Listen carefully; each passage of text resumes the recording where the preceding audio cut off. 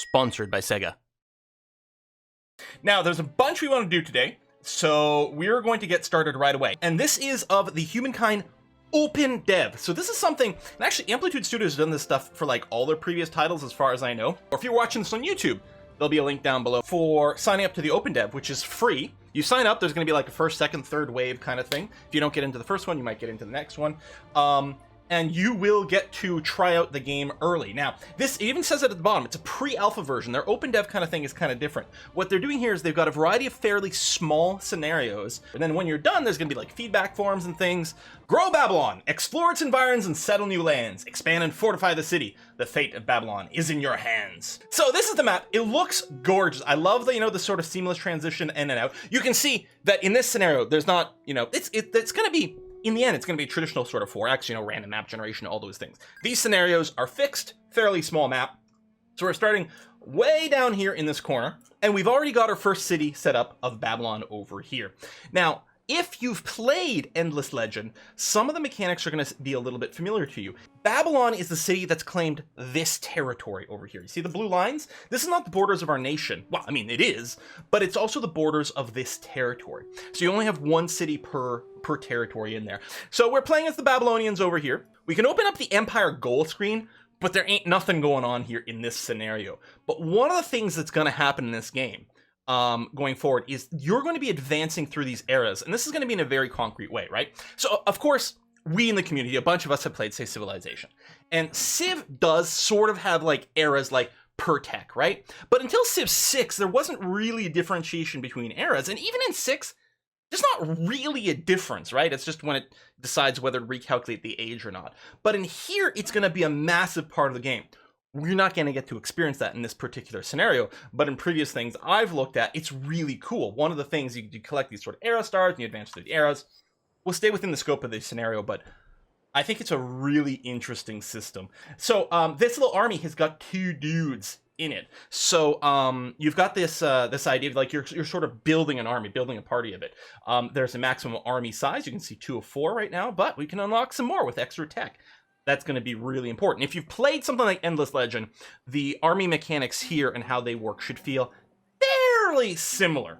The map, gorgeous. A little bit of dry area over here by this mountain, but looks like there's some more fertile plains up in the north. So we're going to move in that direction. This is our city view over here.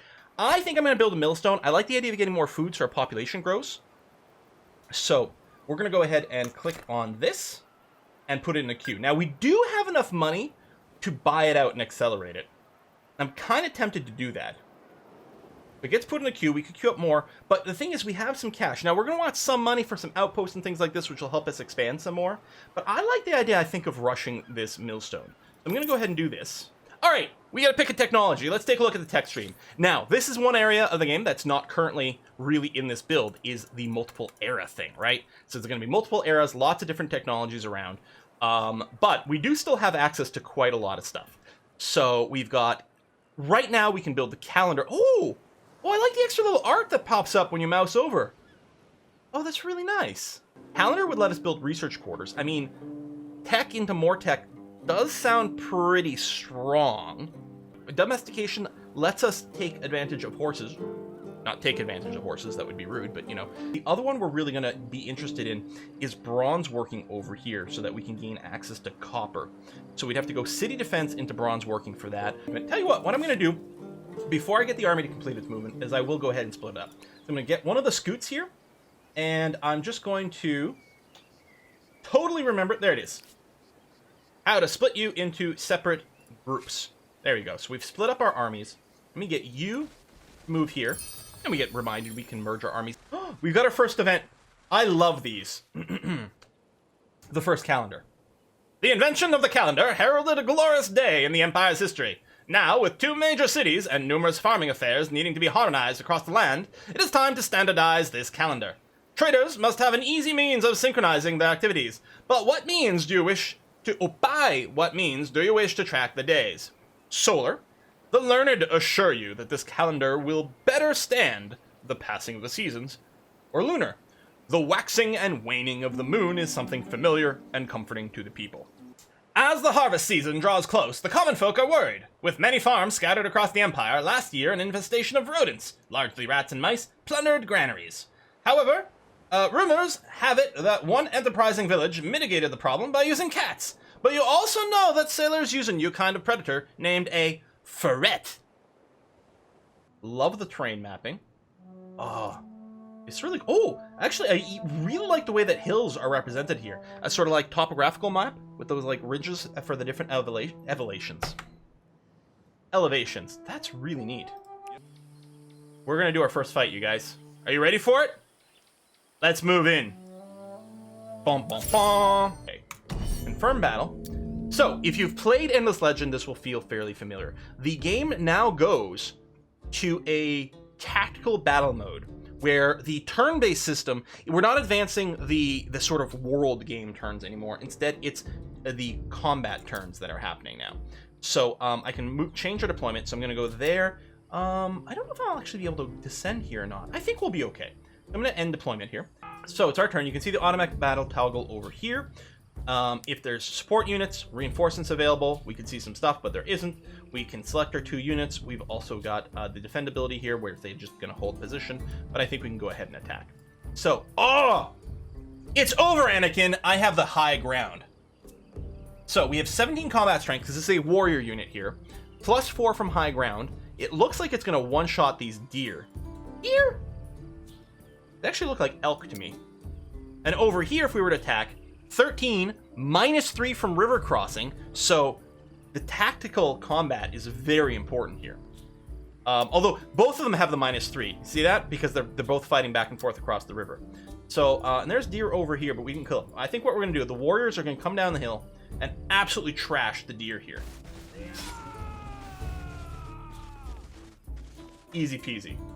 Can you attack again? No, cannot attack this round. Won't work. But you still have movement left. That's actually really interesting. I don't think I'm going to do anything more with that guy, though.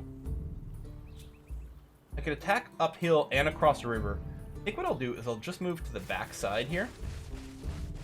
Don't know if I'll have enough to still attack this round. Oh, yeah, excellent.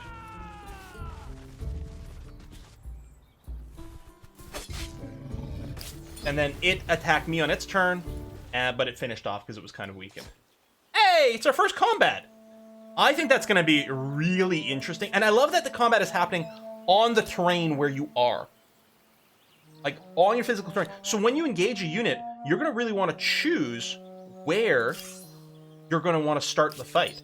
Because you may or may not be able to optimize your terrain, given all that. We're going to move down here through the little ravine, because I'm curious what's on the other side.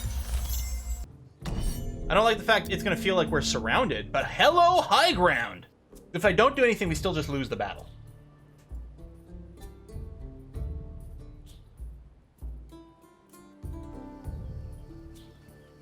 If I go here, this is still, I think this is still a higher ground. I'm going to hold back, nip back the cavalry, yeah, try to flank from behind. I mean, we're going to have superior numbers now, which is going to be huge, especially as we keep reinforcing. So the rivers stop your movement. That's, oh! Okay. Excellent. I love the way vision works here. I'm fairly successful attacking this guy. This guy's a little sacrificial.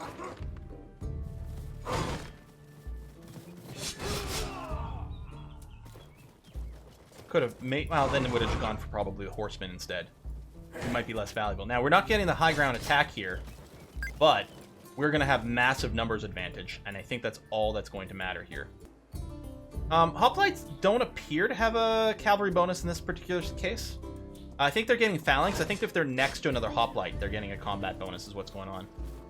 I think this is a really, really good title, and we didn't even get to play with the ages in here. The way the ages mechanics, the way you're going to change from age to age, the way that you are going to be accumulating, again, some of these mechanics might change, but they're sort of age stars and things like that, I think is going to be... Like, I'm really impressed by the tactical combat, but I think the empire management side of it is going to be even more mind-blowing. So, very excited, very excited. And yeah, so you can follow the link in the What Game to sign up for the OpenDev yourself. And if you get picked, it's free. You don't have to do anything. If you get picked, you will just have access to this, and then whatever the next version is, and you know, whatever, how they're gonna do the waves. I don't know how they're going to organize it. Thanks everyone for coming out, and I'll see you guys in a couple of days. Bye bye.